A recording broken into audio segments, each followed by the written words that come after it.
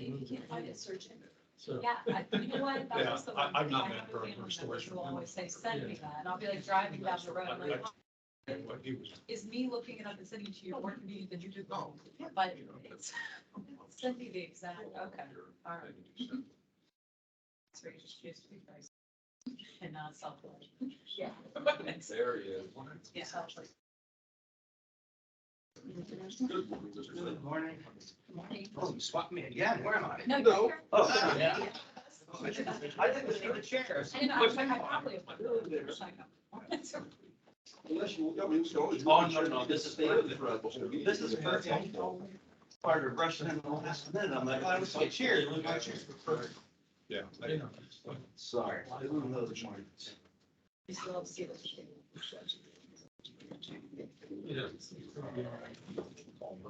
No, I agree. So. Morning.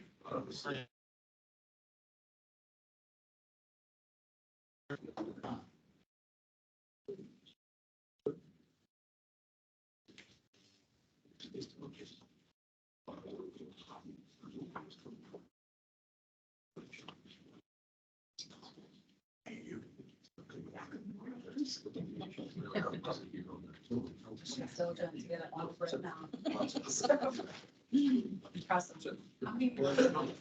Just out of curiosity. Well, when I graduated, 240. That is impressive. I was talking to somebody, they're like, oh, you have to type 90 words a minute. And I was like, I don't even know. Like, typing what the 240 sounds incredibly 240, impressive. 240 is different though on the machine, on the Okay. stack machine, so, Yeah. than on a typewriter, so. So are you Computer. faster or slower on the computer? Slower, Slower. yeah, but it's still fast. You have to be.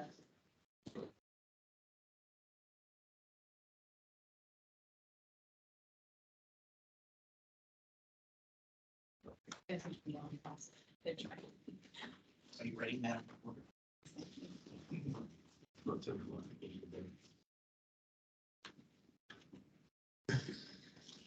Oh, one more minute. Oh, There you no. go. Just flip. Not Next really, one. wait.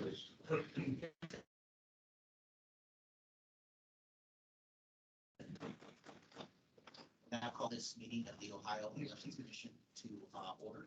Would the executive director please call the roll for attendance? Mr. Lyle. Here. Mr. Craig. Here. Ms. Tavares. Here. Ms. Hagan. Mr. Baldwin. Mr. Beatty. Here. All members are present. Okay, the first order of business will be to consider the approval of the regular meeting minutes for the August 15th meeting. So move. Second. There's been a motion that's been duly seconded. All in favor, please signify by saying aye. Aye. Motion carries. All right, we will now move to, we had some preliminary reviews. We'll move to the first case will be Hicks versus Stewart. Mr. Executive Director. Mr. Chairman, members of the commission, a complaint filed against the respondent for essentially not filing full complete information on certain campaign finance reports. It's something of a companion case. Oh, Oh, I apologize. okay. It starts lathering on. No, it's all right. It's all right. I need to recuse myself.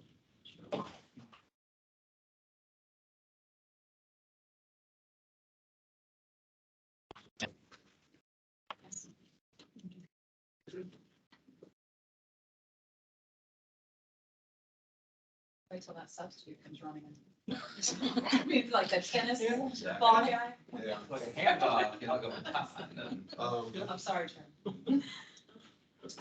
Anyway, if I may, the complainant, it's something of a companion case, case number 2022 G-004 that involves the same parties, slightly different set of facts, slightly different set of expenditures.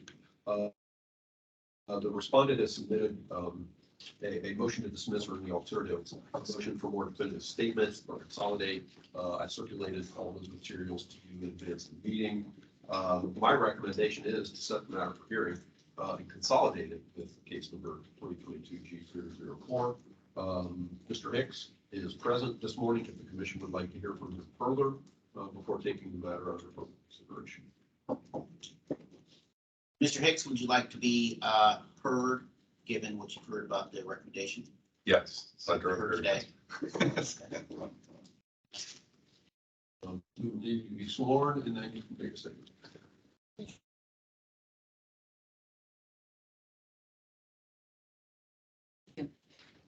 So just as a quick background on the case, more than what Mr. Richter said, is so if you remember, you previously scheduled for a full hearing another case involving Representative Stewart. And what happened is he claimed in that case, he had mentioned a Goldstein, a person named David Goldstein doing demand letters. Well, I contacted David Goldstein and found out the demand letters were for an entirely different expense than I had actually filed that prior complaint on. So this is actually then that original complaint, I believe, was something to do with $10,000 of media expenditures that were not reported. And then when I contacted Goldstein,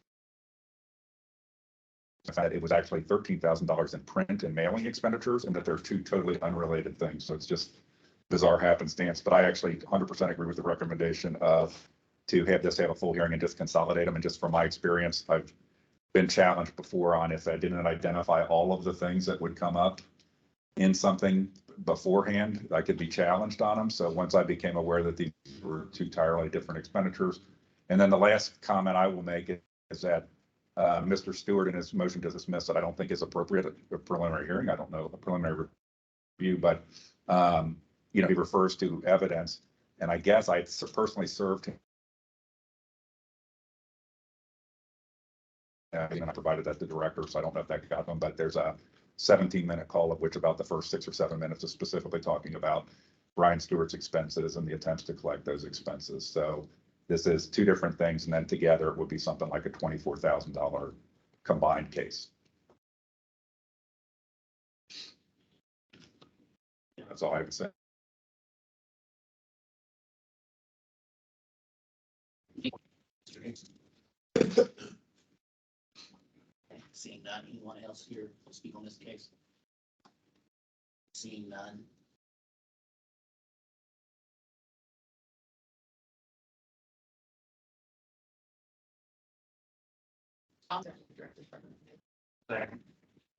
Seeing there is a motion, it's been duly seconded. All in favor, please signify by saying aye. Aye. All opposed, the same sign. Motion carried by a vote of 6-0. And that'll be setting the matter for hearing and consolidated with case number 2022G004. Correct. Thank you, Mr. Chair. All right. The next case is, Well, no, go ahead. no, we just need to have Mr. Frakes. Mr. Frakes. Oh, okay. You got it. At least I presume we're not.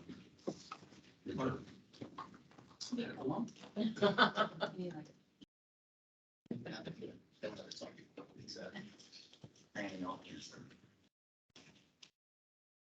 Make fun, I'll bet you.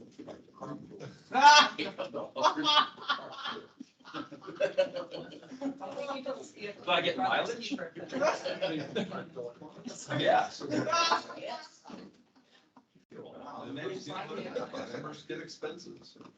I'll make sure that's my coming fast.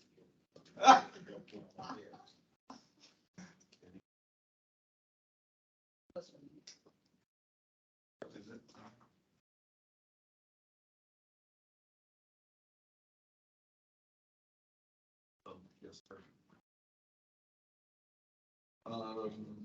Mr. Chair, would you like me to call the next case? Yes, to come please. before the commission? Thank you. The second matter to come before the commission today is the case of Foley v. Guam, 2022D-017. The complaint asserts that the respondent did not include a proper disclaimer on certain campaign materials. A response has been submitted in which the respondent laid out the circumstances surrounding why the disclaimer was not included on the materials initially, and the efforts undertaken to eventually take care of that. Yeah, I got it.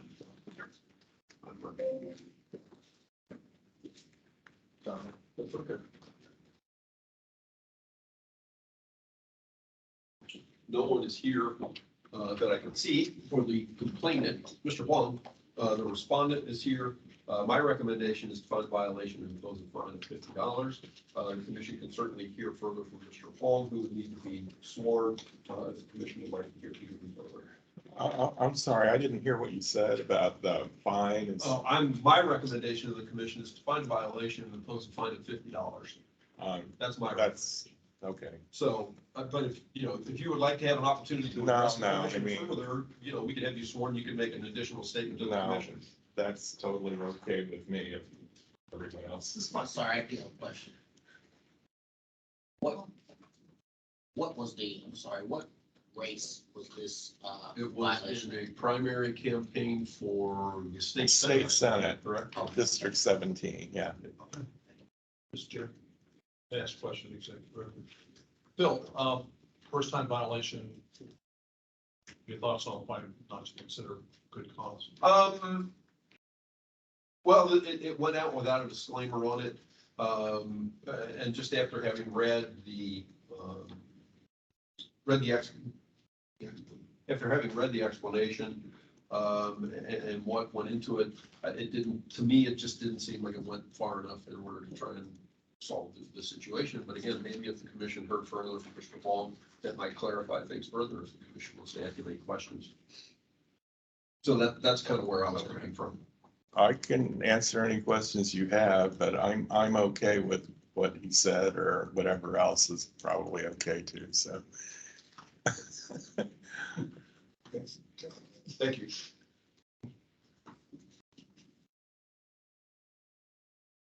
Okay, do we have a motion? At this point, Do that thing for one. I'll Something to follow the executive director's recommendation. second. Okay, is there any further discussion on the motion? Okay, if not, all signify by saying aye. Aye. All opposed, the same sign. Or nay, whatever. Okay, motion carries by a vote of 5-2. Okay, so do I get something in the mail where I pay this or something? Our like that? normal process is that the minutes for this meeting will be approved at our next meeting, which is September 29th. And then Okay. shortly thereafter, what we refer to as disposition letters will come out that will, explain what the commission did. And in that disposition letter, it would state that there was a $50 fine imposed against you, and then you could pay the fine at that point. Okay, Okay? good enough. Thank you. Thank you. Thank you. Thank you. Yeah, if we have telling. Christie Square makes everyone's life. Christie Square. Yeah.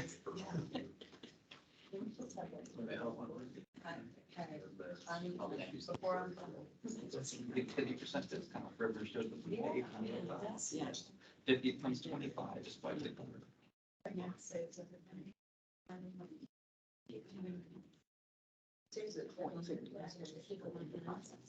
And all of the labor that we have to give.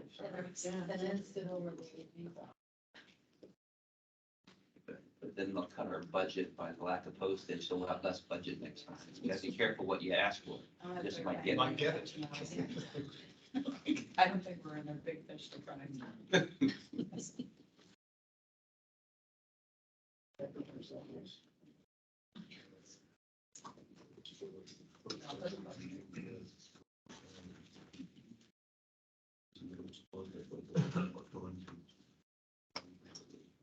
Okay, well,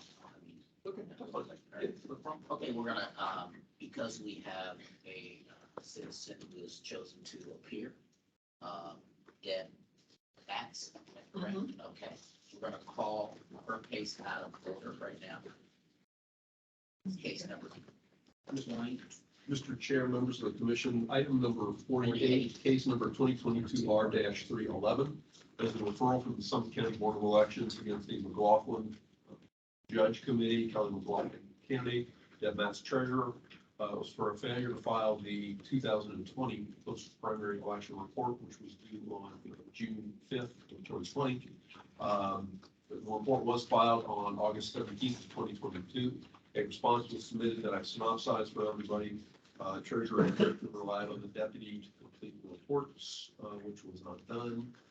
Treasurer now understands the oversight of state control filings and will take care of future filings. Essentially, the nature of the response. My recommendation is to find a violation and impose a fine of $50.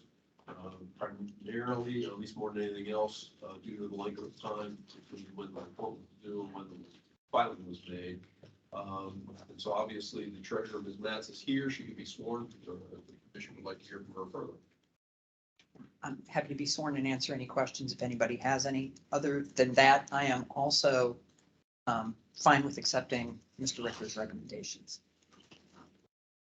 Swear the witness if she's making that type of declaration. Do you swear affirm to tell the truth, the whole truth, and nothing but the truth, so help you God? I do. Thank you. All right. Okay. Okay. Deb Matz, I am the treasurer of the McLaughlin for Judge campaign. When I received the letter from the the Ohio Elections Commission, you can probably imagine my consternation because I didn't realize I had a missing report. I'm not necessarily blaming the deputy treasurer. I had the responsibility to make sure that all of those reports got filed. Nobody but me. So once I found out that there was a missing report, I got the report filed. There are a lot of corrections that need to be made to the campaign finance reports. I discovered the primary one being the, I think it's a 31, and the loans to committee. That I've managed to get corrected. I know there are other corrections that need to be submitted. So I'm going to be correcting 2018, 2019, and 2020. And those will all get filed appropriately with the Summit County Board of Elections. And I'm happy to answer any questions. Okay, any of the commissioners have any question? Question, okay. Any further statement? Mr. Secretary? No, not for me. Thank you. All right, is there a motion? I'll move the recommendation of the executive director. Second. Okay, given that there's been a motion to do the seconded, any further discussion on the motion? Okay, if not, all in favor, signify by saying aye. All opposed, the same sign. Motion carries by a vote of 7-0. Thank you very much. Thank you so much for taking me out of order. I appreciate that. Thank you. Mr. Brown, you're here on Was the last time, sir? Lyle.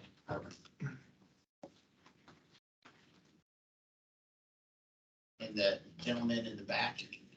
The same. Okay, great.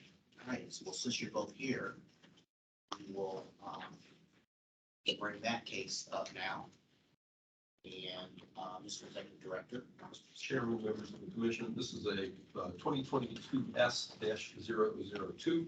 A referral from the Secretary of State's office against Mr. Blackstone and Blackstone, Friends of Joseph Blackstone Campaign Committee. Jane Blackstone Treasurer alleges certain failure to file complete and accurate campaign finance reports and cash contributions, and the cash contributions exceeding $100 were in excess of $100 were received by the committee. The response was submitted yesterday of the sort that I circulated to everyone. So we have that. I don't know that it's totally responsive to all the issues that are pending in the referral. But my recommendation is to set this matter for hearing. As you are all well aware, we have 3 other cases pending that were filed by individuals against Blackstone Campaign. This case is somewhat similar to those in terms of the receiving contributions in excess of $100 and some of the other failings to file in the campaign finance reports. To me, I believe that it would be appropriate to just combine all these matters, at least for hearing, if it comes to that, and try and clarify all these issues. Mr. Brian Katz is here for the complainant, Secretary of State's office. Mr. Brown is obviously here on behalf of the Blackstone Committee and the Blackstone respondents. I'll be glad to answer any of the questions you have, but again, my recommendation is to set the matter for hearing. Okay, since council has showed up today. Well, are you looking to make just a general statement as to this? Sure. Thank you.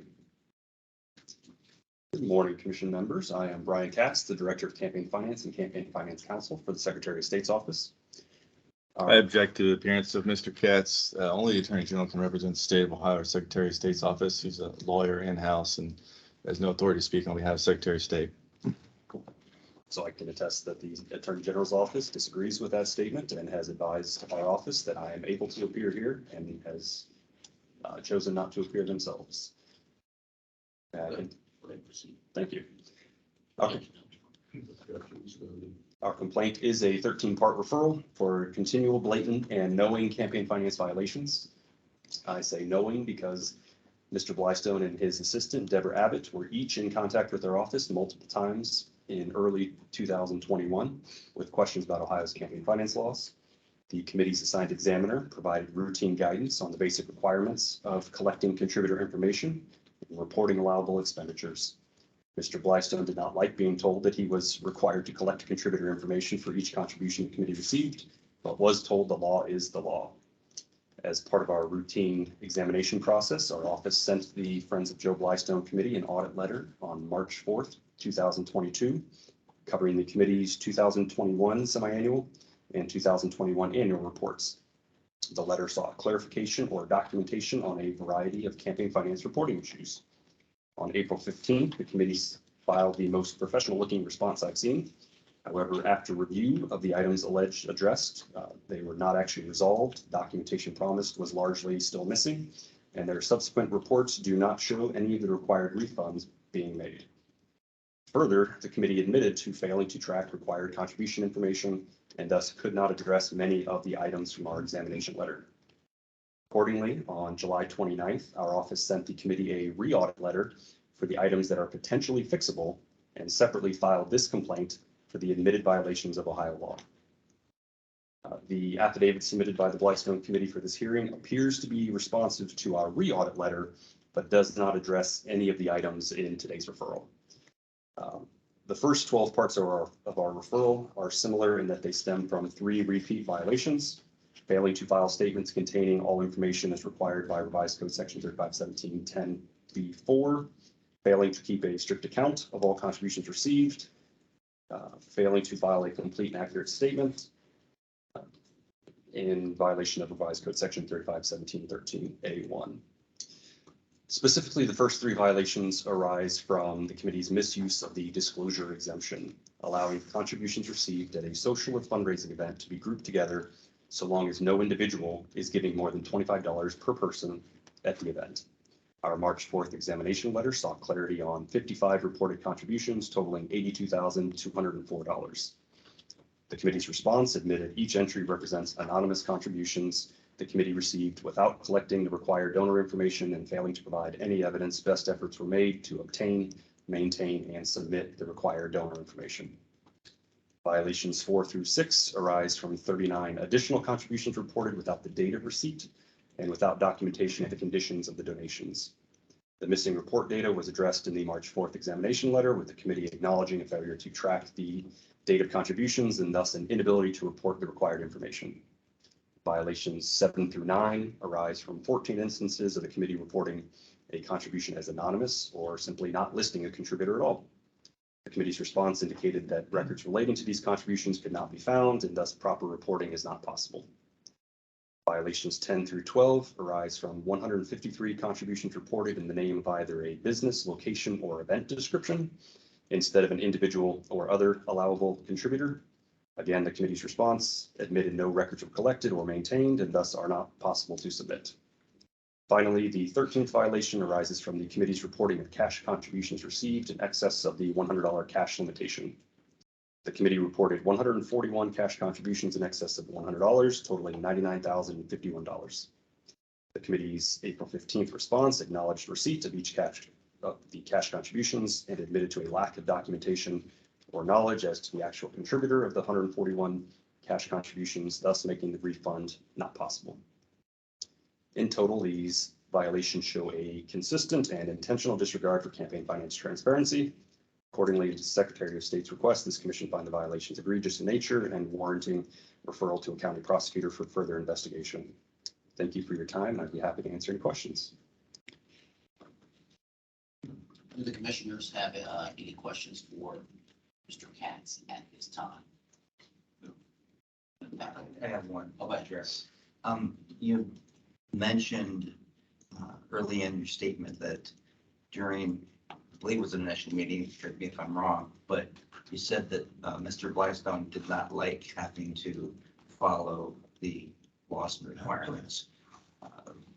I mean, at that point in time, what specifically led you to that conclusion?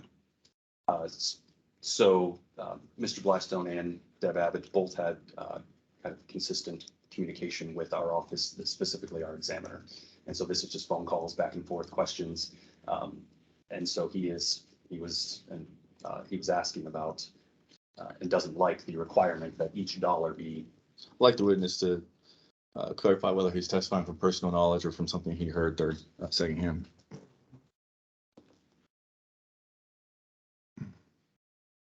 Would you like me to? He can't testify to things that he's heard. He can only testify to things he has personal knowledge of. So it's an objection. I would recommend that go ahead and answer that particular question, but Commissioner, given that this is going to a hearing, probably just don't want to start getting into, getting into facts regarding this, particularly that this is multifaceted in the number of counts that are brought. We'll be voting on if we believe that this is enough to take it to a hearing. So I would just respond that our office provided Mr. Blystone with the requirements of campaign finance reporting. And then they were not followed. Thank you. Any other questions? Thank you very much. Mr. Brown?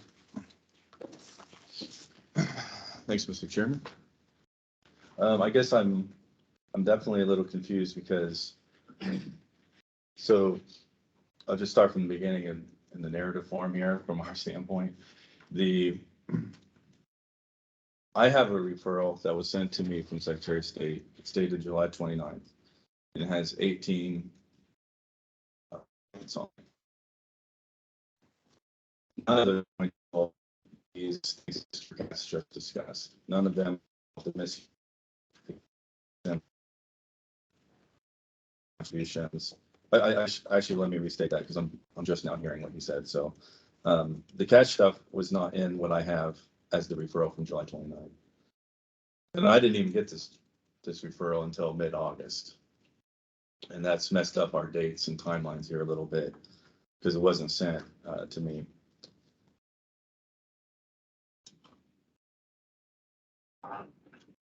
So one of the things he said was improper entries. That was on one of the 18 points. So, but the other stuff wasn't in this document that I think, or I thought was the referral we're talking about here. That being said, in a previous matter, in a affidavit, the treasurer and the candidate have both attested that they stipulate that they took cash donations improperly. And but that it was done on good faith reliance on the statute. And I think that might be where we have a disagreement. And there is a big difference between an admission and stipulation. And Mr. Katz is a lawyer. He knows the difference between a stipulation and admission. So I really don't appreciate him using the word admission when he knows it's not an admission. It's stipulation. And so having said that, we have put ourselves in a position where that's something we can go forward with because we've stipulated to that. And now the commission only needs to take whatever testimony they want to take and make whatever decision you want to make. It is what it is, basically. Now, in the 18 points in the referral I have dated July 29th, it's come to my attention that The director of the commission has already made his decision and already made a recommendation, despite that the commission has not heard arguments yet. That's fine. The director also did an interview with a blog and indicated in that blog that he had already made up his mind about some things, despite the fact that evidence had not been submitted yet. And a letter was sent from the Secretary of State to us yesterday that indicated that Secretary views us a certain way, used a lot of hyperbole and some language, but it didn't state any of the facts he's basing that on. And so we feel a little cornered here. I'm And sorry, let me interrupt you for a quick second. So when you said that, are you speaking of this man or are you speaking of the Secretary of State? my first 2 points, the director of the commission has already stated his opinion on this matter and made his recommendation to the committee. It's in a writing that's in front of you. The second one was about an interview with a blog where the director, Bill Richter, indicated that he had already made up his mind about this case and indicated some conclusions. Okay. Despite and the then- fact that evidence and has then not in your been- experience, Mr. Brown, before the treasurer, you understand that the commission is who makes the final decision. Yes, I sir. think you've been in, I think you have been witness to many times when we have made a decision against what the executive director recommended. Yes, sir. Would that be true? No objection to that statement at all. Okay, thank you. The point is, government agencies should not manifest bias before the facts are given and the record is created. Then the government agency can start talking about what their conclusions are and talk about what the facts are. But until your record is created, it's inappropriate, both for Secretary of State or the director of this commission. So that being said, my point was that we are feeling a little cornered here, that the decisions have already been made and we haven't had our opportunity to cross-examine witnesses. We have had one hearing, 4 hours of testimony. We did not get a chance to redirect the witness in that case. So we haven't had a chance to present any evidence or any testimony of our own yet. And that's despite the fact that these conclusions have been stated by 2 government agencies already. That being said, for the record, I will make our arguments. So the Blystone campaign in July hired a third party to go over its campaign finances and try to reconcile everything that could be reconciled. And we formed the commission, I believe the Secretary of State of that at that time, and the parties and the other complaints. When the Secretary of Referral came in, we said that we needed just a little bit more time to have that third party complete its work. Third party is an accountant, and this was scheduled for today, September 8th. We said that we could submit all materials and have answers to all of the 18 points in the referral by September 22nd. And so we suggested that this hearing be moved to October, and that request was denied. And so Mr. Rickler kindly gave us till Tuesday to submit our affidavit. The affidavit was submitted on Tuesday, and in the affidavit, you'll find which came from the treasurer of the campaign. The affidavit addresses about half the issues directly that the campaign has already reconciled and fixed, about half of the 18 points that are made. The other points that were not directly reconciled and addressed, we said that we would have that done by September 22nd, which was the original date that we gave several weeks ago. And so we plan to stick to that date still. And we believe that we will be able, that the campaign believes it will be able to address all of those 18 points and have those all fixed, have amendments submitted, have everything uploaded with Secretary of State. So on September 23rd, everything there is taken care of, which will leave us with just the issue of the cash contributions.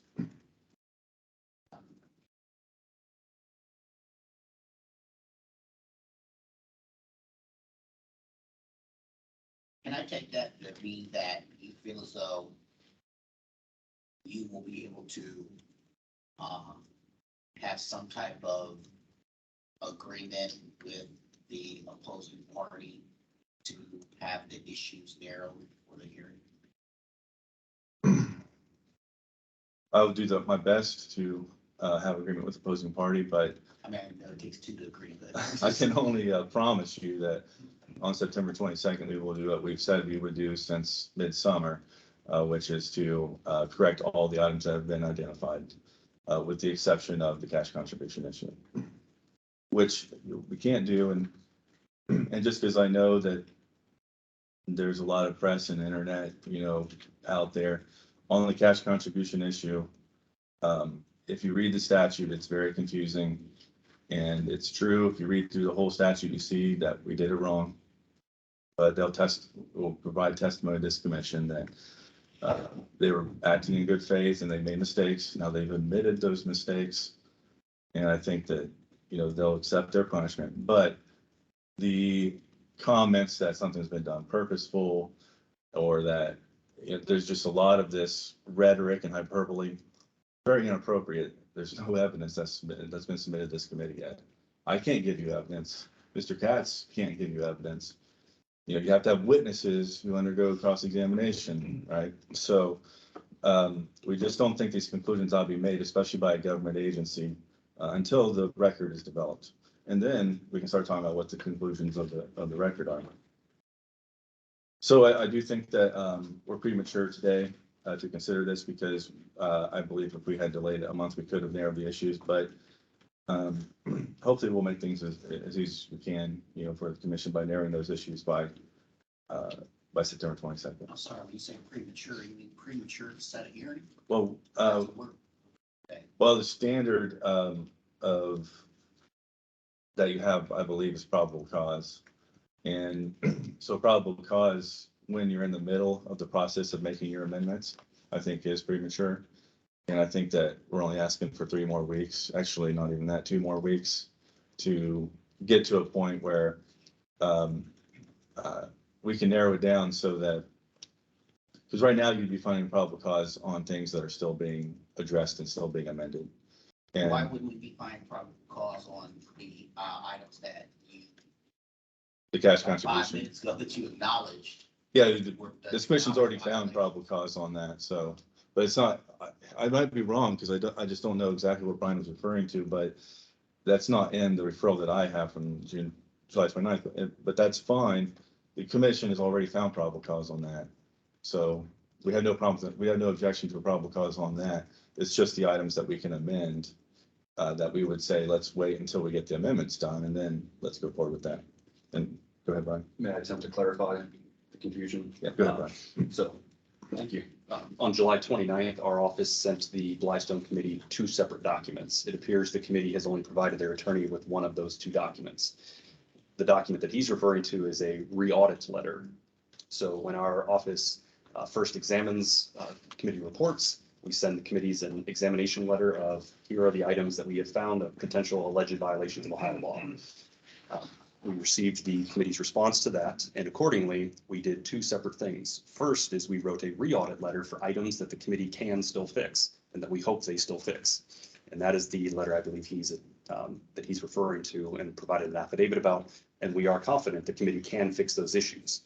Separately was a referral that was sent, that we did the unusual step of sending directly to the committee, because like he's talking about, we received public information requests, and we know the commission would be receiving public information requests. So we wanted to ensure that the committee had this referral early enough so that they could see it and read it prior to the media starting to ask them about it.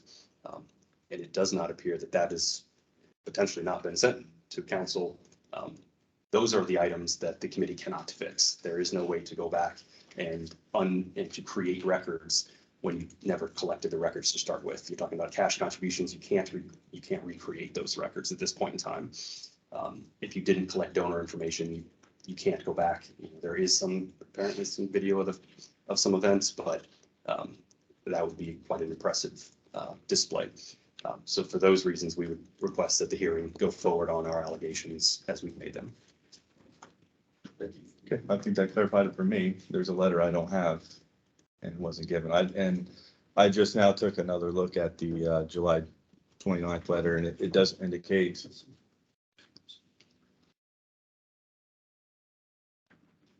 the letter doesn't indicate to me that there's another letter that I need to have been apprised of.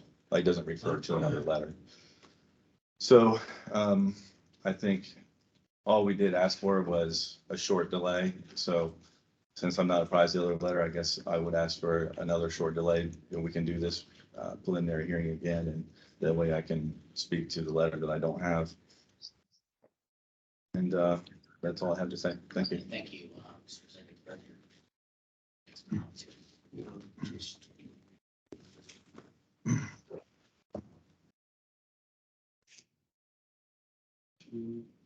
Mr. Chairman, can I ask a question? Sir, go ahead. Because I'm confused here. So we've received, at least through my email, July 29th letter dated 2002, correct? And How do I you're saying screen record this? there's another- So you're saying there's another letter that we are not aware of? Are you referring to the complaint dated July 29th? This is your response to the Blackstone Committee. Correct. So you are We looking have at, that. I do not have another letter. I don't know if anybody else does, so I'm a little confused. And then as I go through the emails, so this adds to my confusion here. So Mr. Katz, my understanding, and it's obviously it's expressed language from you, that you did not have a problem with the 21-day extension. Is that correct? for this hearing, For correct? this hearing. Yes, that was denied and we're here today. Okay, so I'm confused. Well, a couple different things. One, the response that Mr. Brown's been speaking to is a response to the audit letter that the Secretary's office sent out. That's this one. I don't know. I think so. Is that what? Yeah, that's what I said. This is the one, if you juxtapose them, you will have. That's Yeah. the audit. Blackstone's. Would you mind checking the top right corner? Does it say July 29th or does it say March 4th?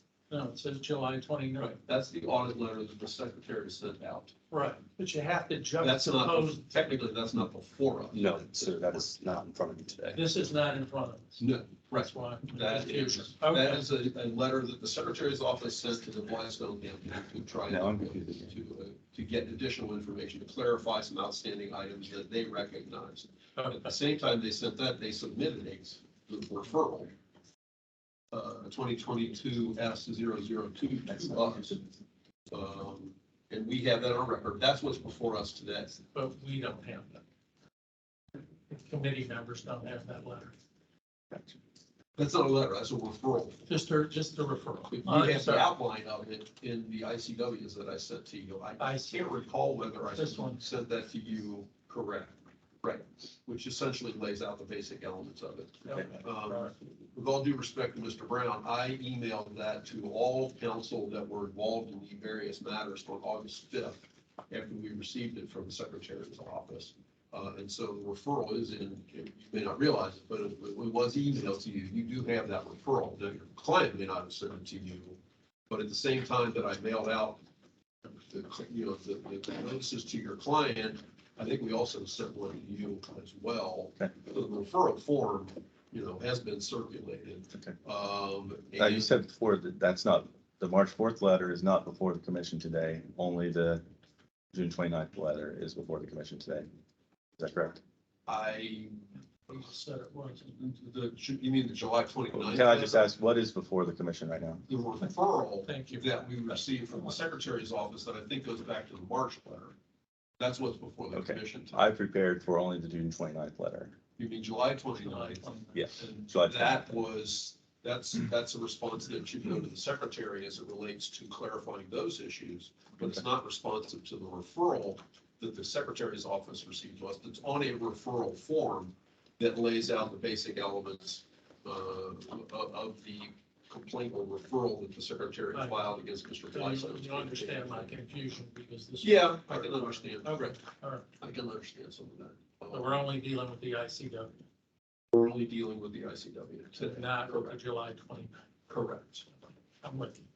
I just want to say, I mean, I think we're all, ultimately we are, this is going to go to a hearing.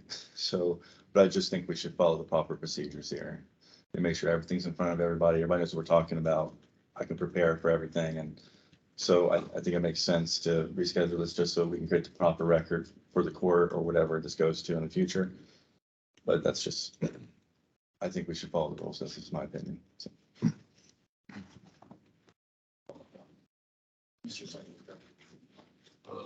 We sent out notice of today's hearing.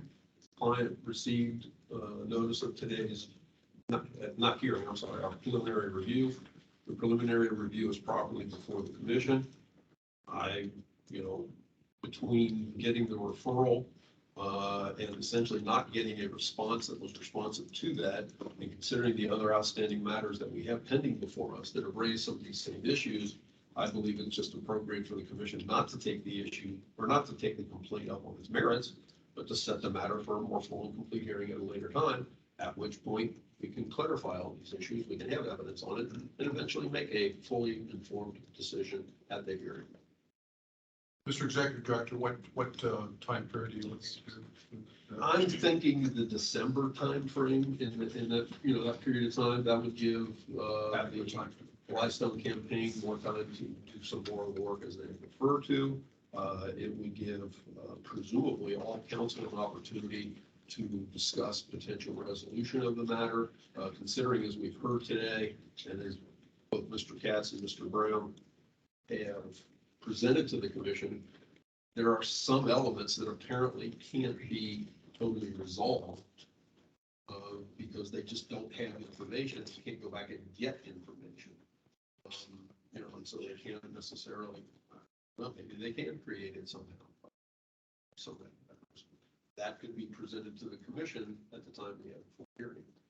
But I think between now and again, December timeframe, some of that may be able to be resolved and completed, and then the commission can get a more full and clear picture of what this referral reflects, what the other complaints reflect, and then be able to make a fully informed decision based on all the information that can come before us. I think this would be a full day hearing. It would probably be more than a full day hearing if a hearing actually results. But considering some of the elements that have been alleged, the other complaints here, where again, apparently there's no real, it may be difficult, let's say, to try and get some of that information. I think this, to me, this is a matter that can be resolved between all the parties with some effort and negotiation. That's my belief. So why wouldn't we just go ahead and then set it down for a day hearing and just set one day aside in December for hearing? That's kind of where I'll interject just to say that's kind of where I'm heading. And allow them to go ahead over the next 60 to 75 days, whatever it is, to go ahead and negotiate out. If they can't resolve the matter completely, maybe there's a number of issues that can't be resolved, which would then narrow down the scope of any kind of hearing we'd have to have. And I don't think it jeopardizes and prejudices either the parties in any way, because of course, then plenty of time to be able to prepare, ask questions, and if necessary, to actually come before this commission again before the hearing date in December. I think you both summarized it better than I could. No, I wasn't meaning to, but it just seems to make sense that way. I mean, we can't continue to settle cases like this. We need to go move them down the road, and we want to make sure we give them ample opportunity to be able to present their defense, resolve the matter, and things of that nature. Yeah. Mr. Chairman, may I ask a question to the executive director? Will this be on a separate date from those that are pre-scheduled, or will it be on those dates? The 8th and the 22nd? Oh, no, I was just putting on one of the dates. Yeah. We already have that at this point. It's a good question.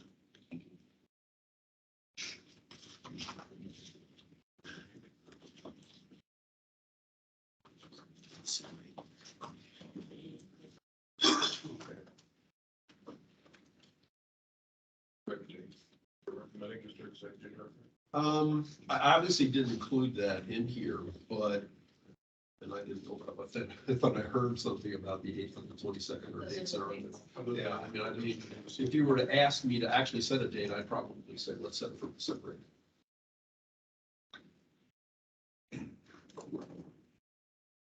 Because then you've got, if we go to a full hearing and it goes beyond, you know, we can then either set to the 22nd, look at having an additional date, whatever the case may be. It gives more time before the end of the year. Rather than trying to put it on the 22nd and then you know what happens. And we have to be sensitive to the changeover of. That is also a potential factor in trying to complete it by then, yes. Phil, we have like 1, 2, 3, 4, like 4, 5 meetings between now. If you were set down for that, the 8th, we had like 4 meetings before then. We have 1 in October, and 1 in November, or 2 in October. There's 4.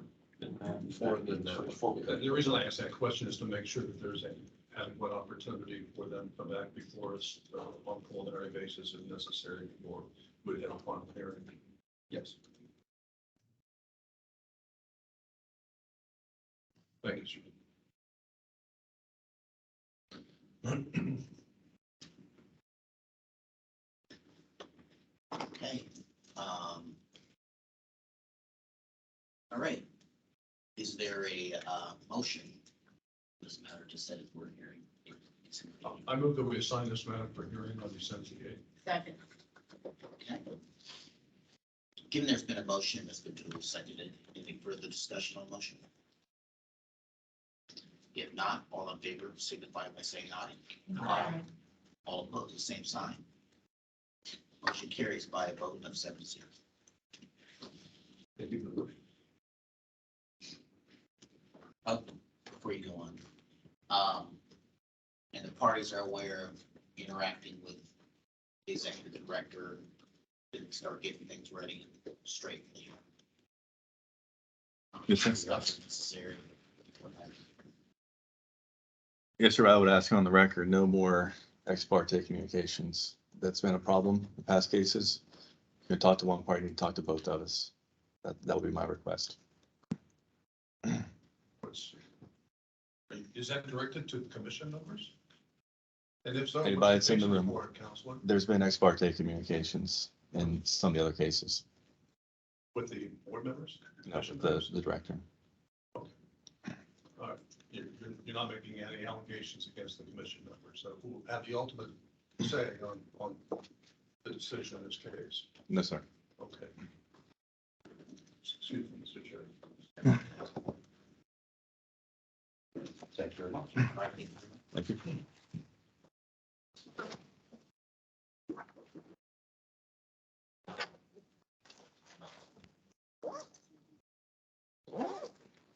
Okay, before we move to the. I need to vote. Before we move to the group consideration, let's take a 10-minute recess.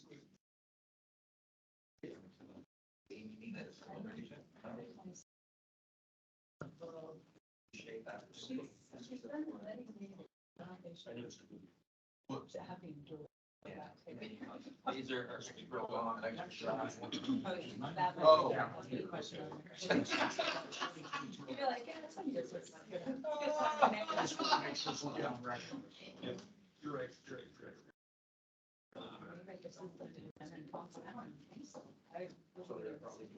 The entry was 4 hours. Yeah, just, well, but it was on, well, I don't know, online makes a difference. Yeah.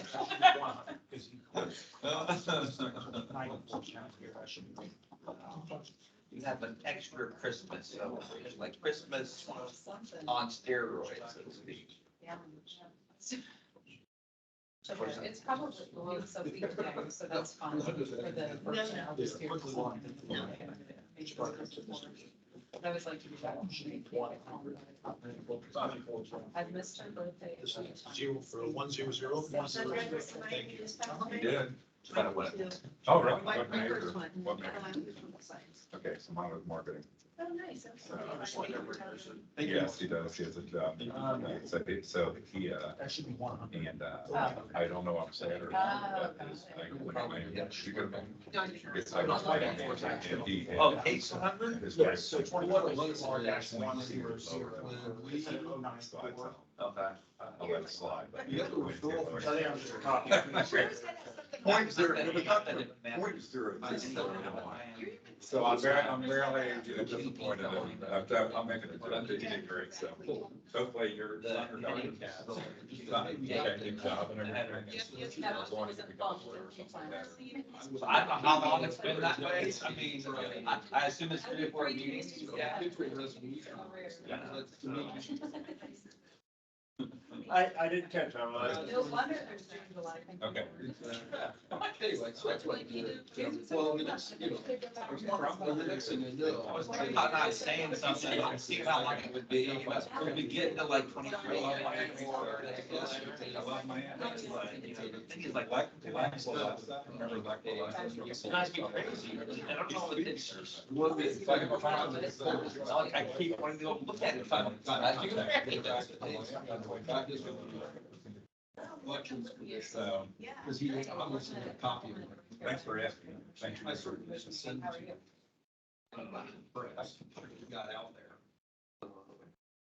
You trying to get this thing resolved? I didn't recognize you not on the. And so, yeah, I talked to him. Zoom. I said, it looks like, you know, I said, I, at this point. well, I actually thought about giving you in because I'm in Columbus today, but I've got to turn around and leave after this. We should be able to referral. If the time permits, You know, but based if it doesn't, on I'll have to send the original troops in plan, for, based on and then I might give you a copy or something, what your date look like. Looks like it would be difficult for.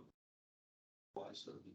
Okay. So, yeah, you know, All right, well, but, let you know, me that's what the commission text decides. you That's when what this we're wraps hearing. up, and I'll tell you if And I I'm feel staying like or this is going, something we because if I could can get her, resolve. I'll get her. So, So that's what yes, my mom I did. did. But But no, if I I never teach it, said- then I can spare a little time, like I will about 4:30. Well, I don't know, intimating. Did you didn't warn me that? Yeah, no, no. The call from picking up and dropping off my kids and appeasing my babysitter. But it, you know, but it's interesting that Should have told me all these good tips. But, you know, we got a referral from Fairfield, I don't know. yeah, that's true, but I think they also have a lot of happiness You got unintentional. a referral from. Yeah. All right, then I'll talk to you soon. I just All want right, to, bye-bye. can you send me a copy of the response that Bill Blackstone sent back? You said there was a response. You mean the one that he just, that they were talking about, that he just said yesterday? Yeah, Oh, yeah. and the original referral. That they were confused about. From the You said, secretary. yeah, you said that there was original referral with those two documents, the response and the original referral. What I will, yeah, I don't have any problem doing either of those. What I will send you though is when you get the. Let's see. That's the. Like you're just gonna email them or something? Okay. Hold on one second. You have a clear confusion. Okay, Chris at Hicksbug. Yes. Okay. The first thing I'm sending you is the response. And that response includes the secretary's audit letter. The 29th letter that were. Correct. Okay.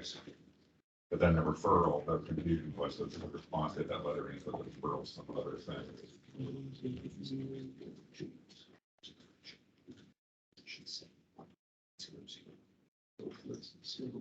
Thank you. You're welcome.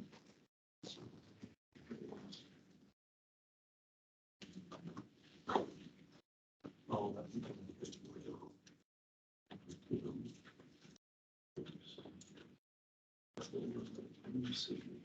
So I don't, those are my questions. So I don't think this is very further. Yeah, I will send you the referral form or the referral. That was. Okay. Okay. I The appreciate that. issue, no problem. All I'm gonna do is.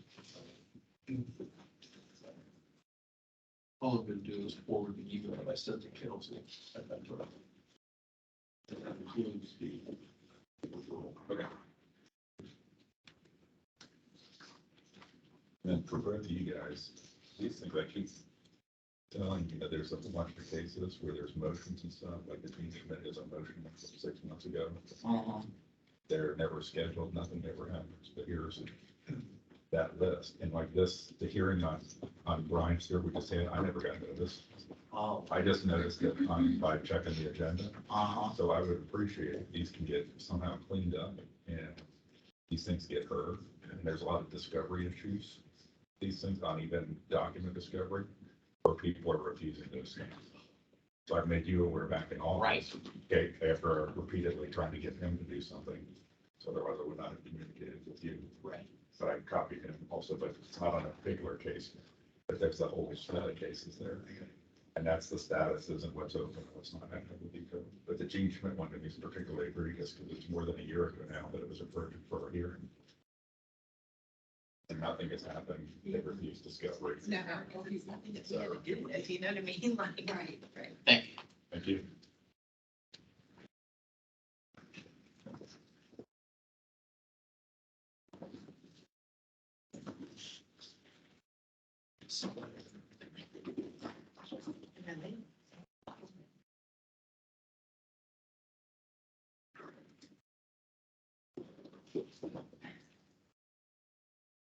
Back on the record, Mr. Executive Director, find and proceed to the considerations of. Proceed to the remainder of the group consideration, Mr. Chair. Yes. Okay, we start off with the good cause category. This category, the Executive Director has recommended to find a violation, but for good cause impose no penalty. With case number 2022 R-317, 2022 R-320. Mr. Chair, members of the commission, these are matters where they were referred for late filing by, I think both of them were from Silver County, by the Silver County Board of Elections. The reports were filed, but they were late. They were filed within days of the due date for filing. Some responses were submitted to the commission explaining the facts and circumstances. Under that set of circumstances, my recommendation is to find that there was a violation, but for good cause, not impose a fine or for the matter for the prosecution. Mr. Chair, I'll move the executive director's recommendations. Second. Okay, given that there's been a motion that's been duly seconded, any further discussion of the motion? If not, all in favor signify by saying aye. Aye. All opposed, the same sign. Motion carried by a vote of 7-0.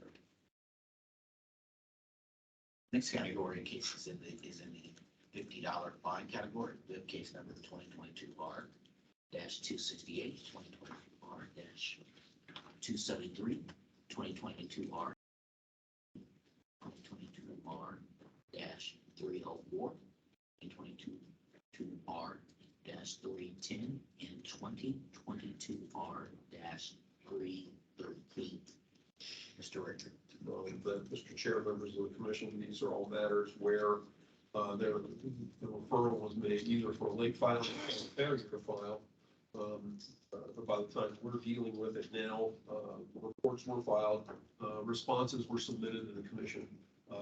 The campaign finance submissions were beyond a week or 2 weeks from the due date, whether it was for an annual report that would have been due on the last business day of January, or pre-primary or post, or pre-election or post-election report.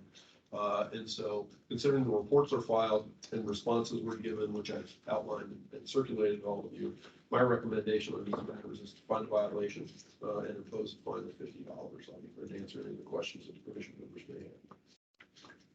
Okay, do the commissioners have any questions or comments on any of these matters? Is there a motion? I'll move the recommendation of the executive director. Is there a second? Second. Given that we have a motion that's been duly seconded, any further discussion?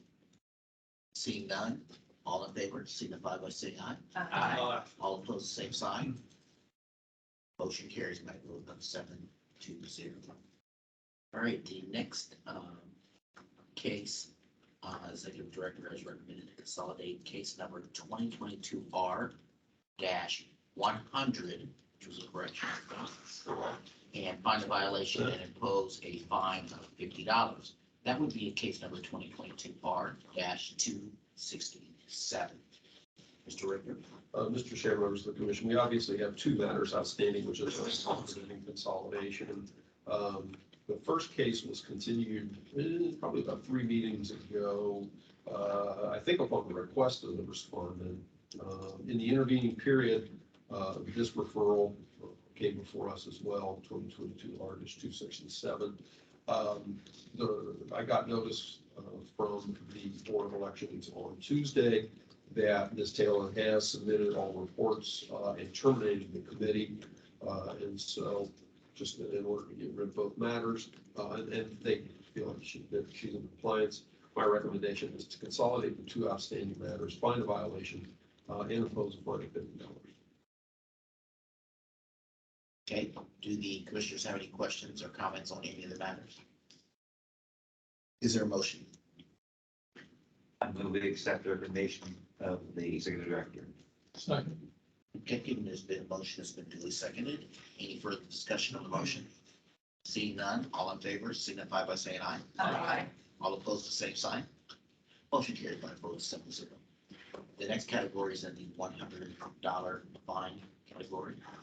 And that is case number 2022 R-271, 2022 R-286, and 2022 R-306. Mr. Ritter. These are circumstances where the campaign committee was referred to the commission. Reports have been filed, but no response was submitted to the commission. With no response, I'm unable to make a recommendation to them, to you based on whether it should be a lesser fine or a good cause. And so my recommendation is for the commission to find a violation and impose a fine of $100. Do the commissioners have any questions or comments on any of these matters? Is there a motion? I move that we follow the recommendation of the executive director, Mr. Chair. Second. Given there's been a motion, there's been duly seconded. Any further discussion on the motion? Seeing none, all in favor signify by saying aye. Aye. All opposed, the same sign. Motion carries by a vote of 7-0. Okay, and in the $300 category, we have case number 2022 R-314. Mr. Richter. Mr. Chairman, members of the commission, this is a case where report was not timely filed. It was annual report due January 29th, 2021, not filed until August. There are two prior matters, one in which the commission found a violation but for good cause. Another, which the commission found a violation, imposed a fine of $100, which was paid. Now the person is back for a third time. No response. The report was filed, but no response was submitted to the commission. And so my recommendation is to find a violation and impose a fine of $300. Okay, do the commissioners have any questions or comments on this matter? Okay, is there a motion? So moved. Is there a second? Second. There's been a motion that's been duly seconded. Any further discussion? Seeing none, all in favor signify by saying aye. Aye. All opposed, the same sign. Motion carried by a vote of 7-0. Still got Zoom. Gotta hold it. Got Zoom. You got Zoom. Still got Zoom fever. Okay, the next category is the executive director's recommendation to reconsider all outstanding matters, vacate the previous findings, consolidate all outstanding cases, and find a violation, impose a fine of $400. That will be case number 2022 R-284. Mr. Richter, explanation. Mr. Chairman, members of the commission, there are 4 prior matters in which this candidate and the campaign committee were involved. The two most recent, we found a violation, imposed a per diem fine. Prior to that, in 2013, the respondent was before us, found a violation, imposed a $100 fine, which was paid. This particular set of circumstances, the annual report was not timely filed. It was due in January, not filed until July. And so just kind of in an effort to clean up old matters, the board has indicated that this campaign committee is now in compliance. I don't know whether they terminated or not. I can't recall that. But there was no response submitted. And so based on priors and the outstanding matters, my recommendation is to reconsider those outstanding matters, vacate the previous findings, consolidate all the cases, find a violation, and impose a fine of $400. Okay, any questions by any of the commissioners? Seeing none, is there a motion? Is there a motion? I'll move the recommendation of the executive director. I'll second. There's been a motion that's been duly seconded. Any further discussion on the motion? Seeing none, all in favor signify by saying aye. Aye. All opposed, the same sign. Motion carries by a vote of 7-0. All right, the next category is your director's recommendations, $25 a day with a reconsideration option. That would be case number 2022R-269, 2022R-276, and 2022R-299. Mr. Richter. These are matters where the respondent is before the commission for the first time. The reports were not filed, for which the complaint, for which the referral was made. And so my recommendation is a fine violation and impose a fine of a per diem fine of $25 per day to give the respondents the opportunity to have the matter reconsidered if the reports are filed and a response is submitted to the commission. Do the commissioners have any questions or comments on any of these matters? Seeing none, is there a motion? So moved. Second. Okay, there's been a motion that's been duly seconded. Any further discussion on the motion? Seeing none, all in favor? Aye. Aye. Call the roll, folks. All opposed, the same sign. Vote of Just 7-0. trying to prepare for December.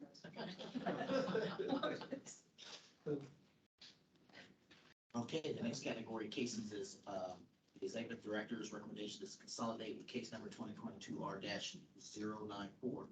Find a violation and impose a fine of $25 a day with reconsideration option. That is for case number 2022R-293. Michael Sholo, Sholo, yes.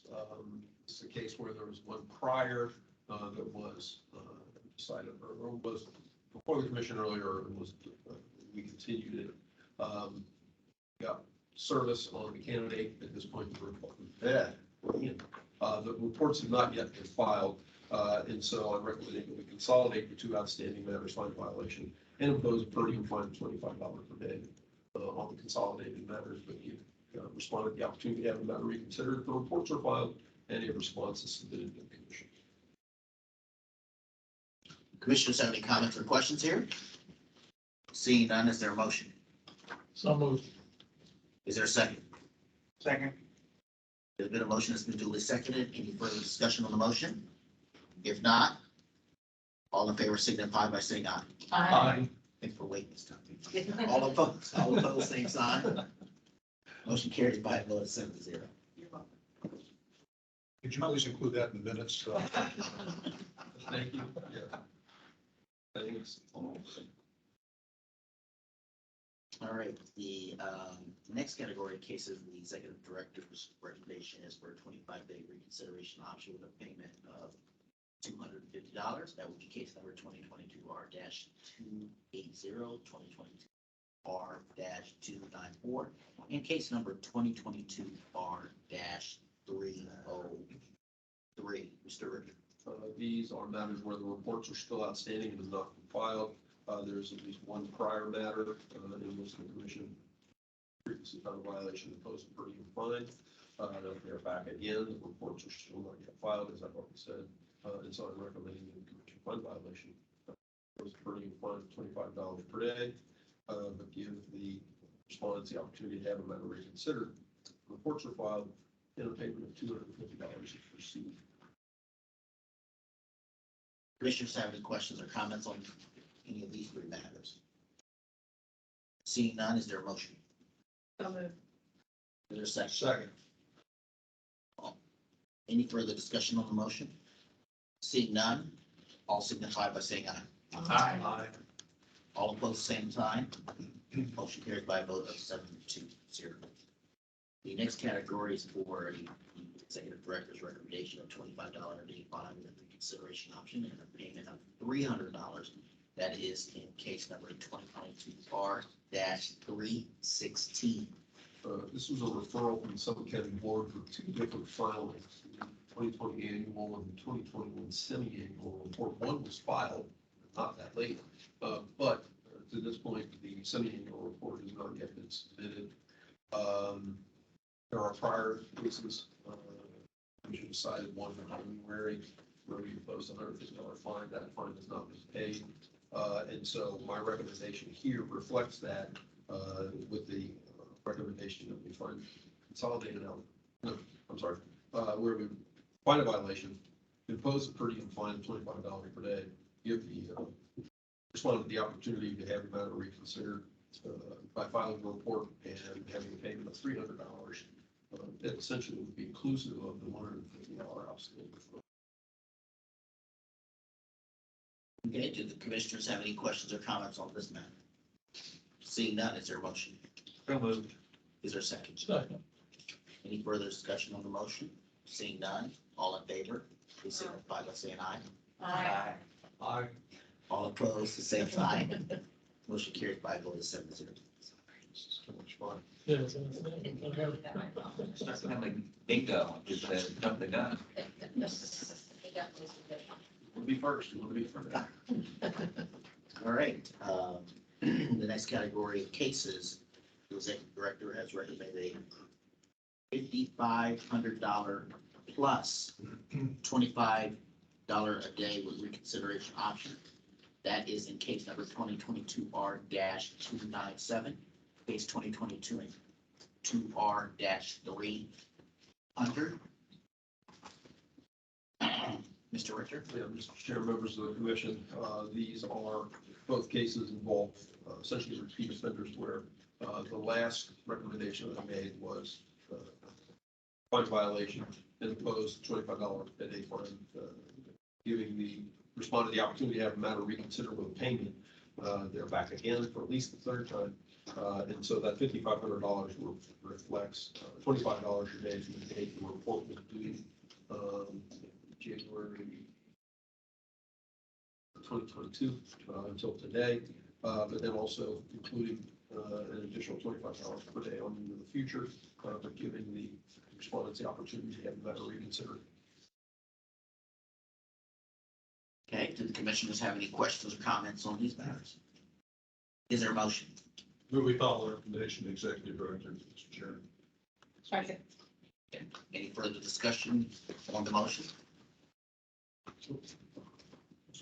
Seeing none, all in favor signify by saying aye. All opposed, the same sign. Motion carries by a vote of 7-0. Okay, the last category is the executive director's recommendation is a bond of $22,000 plus $100 a day with a reconsideration option. That's in case number 2022 R-278, 2022 R-291, 2022 R-298, and 2022 R-307. Mr. Executive Director. Mr. Chair, members of the commission, these four cases all involve candidates in their committees that have multiple violations that were previously before the commission. And so in that set of circumstances, my recommendation is to find a violation and impose a fine of $22,000, which reflects the number of days between the date the report was due and today's meeting date, and also $100 per day in the future, for giving them the opportunity to have the matter reconsidered. Okay, do the commissioners have any questions or comments on any of these matters? I do have a question. What are the steps for these particular litigants to have a matter reconsidered? Essentially file a report, and come back to the commission and request reconsideration. The primary emphasis being filing the report or reports, because this would reflect like there are multiple years and multiple filings that have not been made. Okay, and for them to understand this, do they have to just reach out to you and say, hey, what's going on with this $22,000 fine, and then they give them guidance in that direction, or is this in a proactive letter that goes out to them? Well, we'll send out the disposition letter that will reflect that, they're expected to file the campaign finance reports. Like I said, that's an expectation. Oftentimes, these will get resolved after a matter has been referred to the Attorney General's office for collection, and the respondent becomes aware of these outstanding items. That reaches, oftentimes, even before they reach out to us, we'll reach out to the board and try to ascertain what they need to do to try and resolve these situations. The board will work, oftentimes work with them, getting the matters cleared up. My belief is all of these, I think, are kind of accounted as well. And I know we've had a, I don't want to say good luck, but the board of elections is more than willing to work with them, getting these matters submitted. Okay. Take care of it, and once they reach back out to us, I'll put it back before the commission. Okay, any other commissioners have any more questions? I have a question, Mr. Chair. Phil, I'm just curious, what's the largest fine that we've actually ever collected? Back. Well, we collected a fine at one point of about $42,000 when a person was approached by a chief's office and they made payment that way. That person has actually been repeatedly back before the commission in the last 5 or 7 years. Again, back in the, I think it was before the commission became an agency, I'm just recalling, there was a, sorry, Mr. Lau, there was a labor union that's paid, I think it was $55,000. Those are probably the most substantial payments that we've received in one investor. I'm just curious. Thank you. Okay, any other questions or comments on these matters? Seeing none, is there a motion? Seeing none, is there a motion? Second. Okay, Kaufman, motion. Second. Correct. Okay. Any further discussion on the motion? All right, seeing none, all in favor signify by saying aye. Aye. All opposed, same sign. Motion carries by a vote of 7-0. Okay, the next category is continuation for service. I'll use my discretion as the chair to, we're at that continuation. All right. Category number 4, reconsideration. Mr. Richter, you want to speak about this? Yeah, this was a case where I was originally reached out to by the Board of Elections, by staff at Hamilton County Board of Elections as related to this, Mr. Wright. They indicated, as you can see, there were multiple items that they referred for failing to file campaign finance reports. I don't know exactly how Mr. Wright came into knowledge. I know it wasn't through reaching out. I think it was through a notice that we would have sent to him on 2020 R-169, where he reached out to the board and began discussing with them a resolution. It came to light that he had actually filed a waiver response, I think, sometime in 2016 or 2017. And after the board was apprised of that, then reached out and indicated that, yeah, he's filed, he is in compliance. And so all the outstanding, in compliance for a while, the 15 and 16 cases with $25 a day matters. And so my recommendation, but there were 4 outstanding matters, and it did take Mr. Wright some time before he took care of his outstanding filings. Based on the set of circumstances, the number of referrals that we had before us, my recommendation is that we reconsider all those outstanding matters, vacate the previous impositions of a per diem fine, consolidate the matters, and instead impose a fine of $500. Okay, hearing the executive director's recommendation here, do the commissioners have any questions or comments regarding these matters or this information? Yep. Mr. Chair, I move we follow the recommendation of the executive director. Second. Okay. Any further discussion? Okay, if not, all in favor signify by saying aye. Aye. All opposed, the same sign. Motion carried by a vote of 7-0. Okay, all right. Other business, the next hearing is September the 29th, where I indicated that the other would have paid the other water family obligation for Mr. Wonderful hands, well, vice chair. I shall do my best. Any other Mr. Chair, business matters? question, Executive Director Rollins. Phil, I apologize in advance if you've already addressed this and I forgot to the other side of it. We had a discussion some time ago about allowing parties to appear virtually. Yes. Mr. Hughes and I need to do more work on that in order to try to figure out how we're going to do it. Okay. And, getting the materials necessary that would allow us to, make it so that it's easily presentable to you, to all of you, when someone is appearing remotely.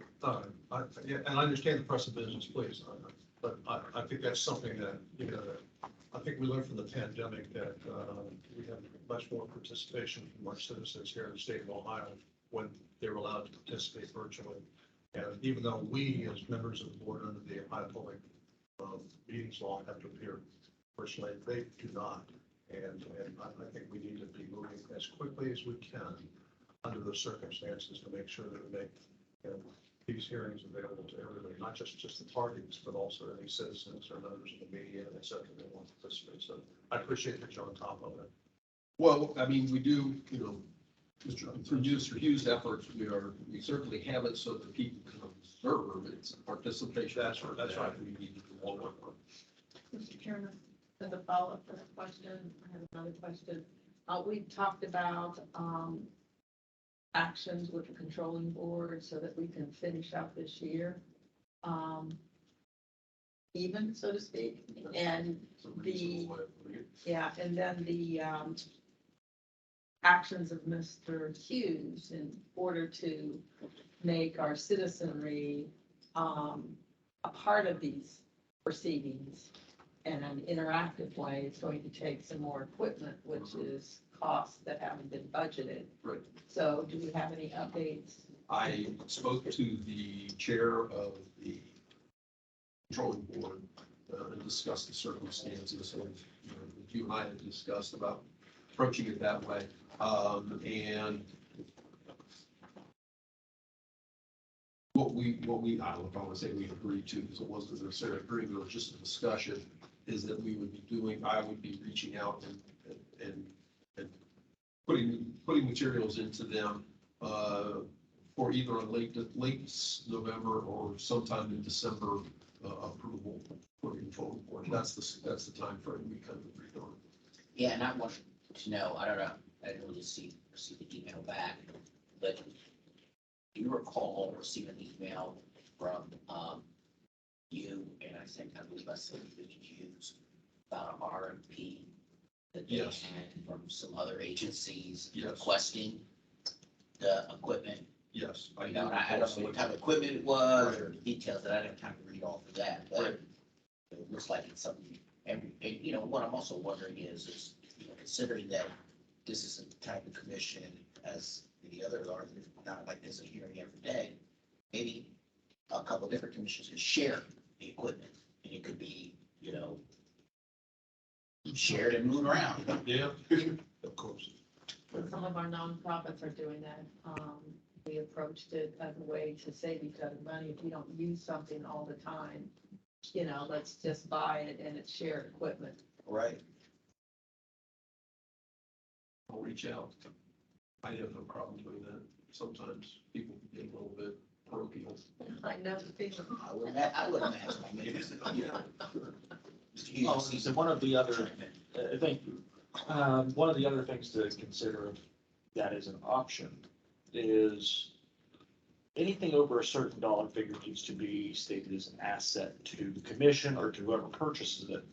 And I don't know how that would work if you are buying, let's say $1,000 of equipment, you're separating between two agencies, who claims as an asset, who doesn't, who's responsible for its whereabouts, who's not.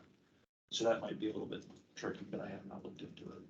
So I was wondering if you could even designate a room if this is the room, I don't know. I mean, I know that there are several commissions that meet, you know, just, I usually see them at the same times, whatever, obviously we want to be, you know, cognizant of, yeah. But I'm just wondering if we could designate a room to say this is a room where this equipment is, you know, set up and ready to go and. You guys are making way too much sense for government. I was biting my tongue. I work in a nonprofit. We try to do Yeah, we common do sense too. things. When I worked in government, the whole purpose of it was to try to find solutions for things like this and trying to do common sense, cost efficient, results. Yeah. You can put them on paper, you can recommend all day long, but actually having them happen is a whole other obstacle. May I ask a question of the executive director on a different topic? Isn't in September 15th when we're supposed to have the full alternate thing in place, or do I have the date wrong? That is the date, I think it's the 14th or 15th when the legislation becomes effective. And then we have a 45-day period from then to have appointments made. So end of October, basically. Correct. And I've been thinking about that. I actually just had a conversation yesterday with Mr. Franklin. He called me just to discuss things in general. And I did reach out to a recent former commission member who that was the independent, who does have an interest, even after I explained to him the circumstances surrounding this. I still got his book. Yeah, there you go. And so we do have a very viable option for the independent. You know, I said, think about it a little bit and just, you know, to confirm, but in our conversation, it was a conversation I had with him last week. He is interested in taking that position. I have not had any conversation with anybody else about the partisan positions. So I don't know what their status is. Those will be coming out of the general assembly. Right. Those would have to come from the general assembly to the governor, and then the governor make the appointments. Yeah, because the appointment process is exactly the same ordinance as it is for you all as members. And is it the same time frame, Mr. Chair, that their term of office? 45 days. And it is No, a no, no. 5-year, yes, it is a Yeah. 5-year term, correct. And is it assumed, I guess this is, you know, what I've been thinking about, is this assumed that those alternates would be considered for full appointments when there are openings on the commission, or would that still go back to the legislature? That's, Gotta go back. yeah, that has not been a part, that has not been a part of any conversation. So it wasn't a part of the legislation itself, It's that they, not a okay, part of the legislation. well, that's good, that's a These, plus. these are separate and distinct appointments. I mean, it certainly could lead to that, certainly, but that is, you know, it's not the first time I've been involved in a conversation like that, but I've not been involved in a conversation like that with anyone who would be a decider. Mr. Chairman, may I also ask a follow-up question to that, to the executive director? Thank you. So would that apply then to the consecutive term limitation? Or would it be considered a completely different term because it's an actual commission member versus? It's a different position. Okay, so this. Yeah, and it's interesting, you raise, I hadn't really thought about that aspect of it, but the other bill that's pending that discusses that was entered before all of this occurred. And so none of that language would be in what is outstanding there. And that would need to be changed somehow. Because actually, right now, let's just say that bill is enacted just as it is, that would vacate those provisions technically. Is that the one where it required someone to be an attorney?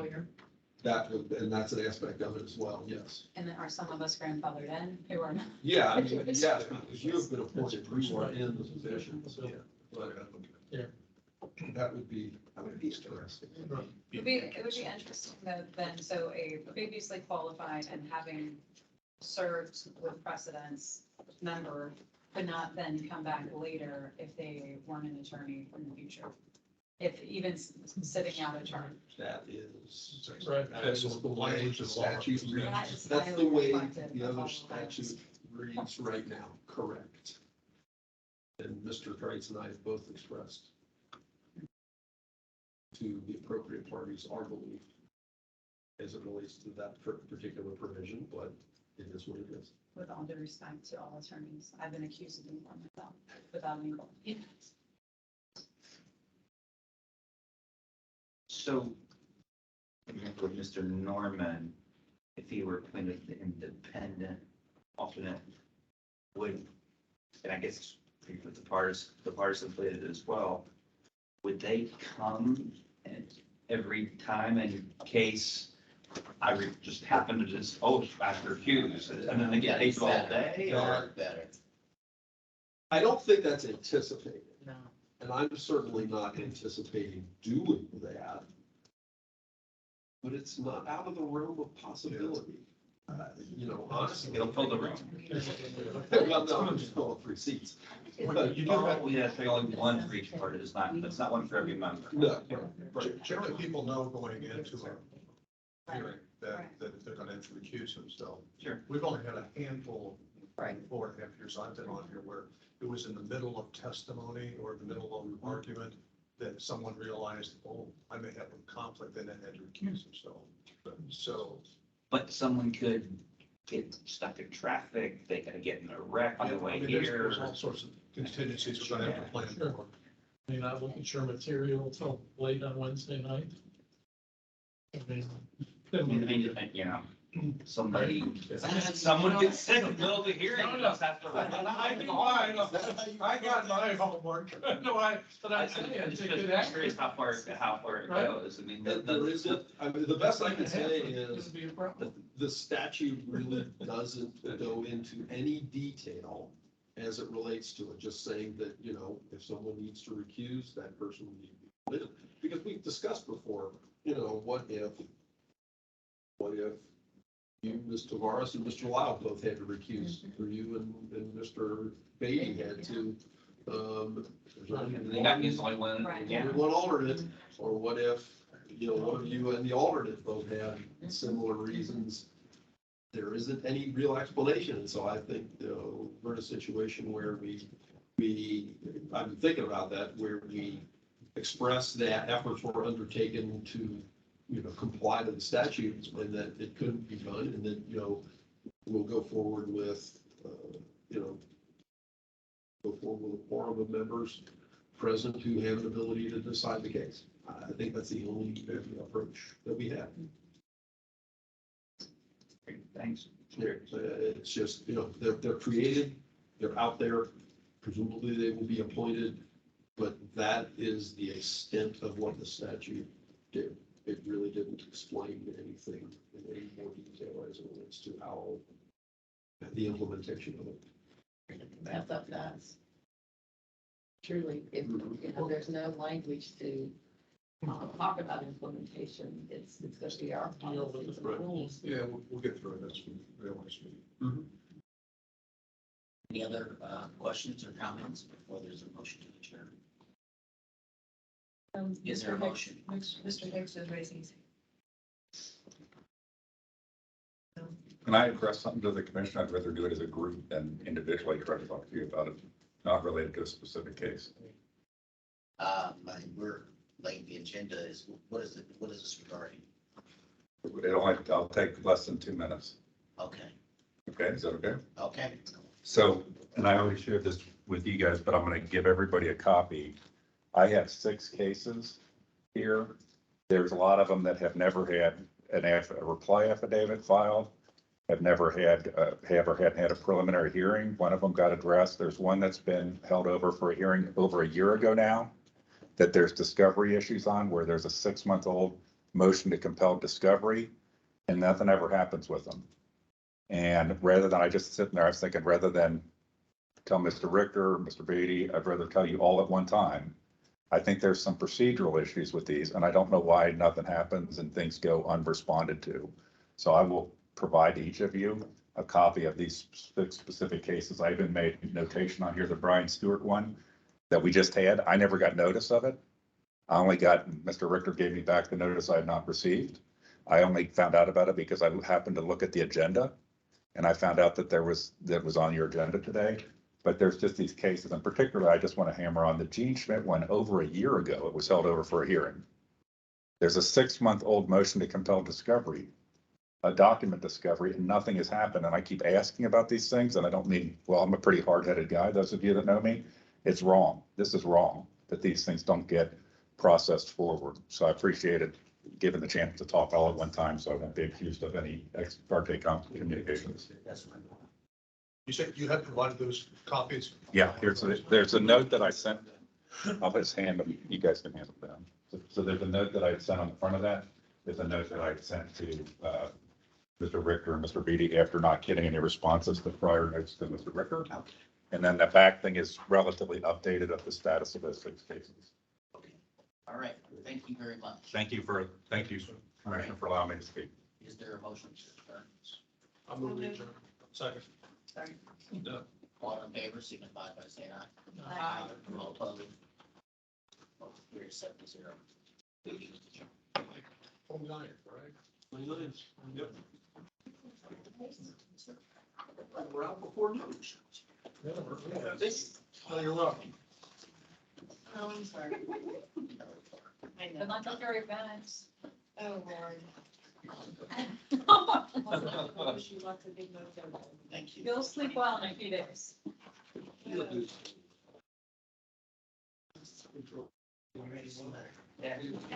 on it. Oh.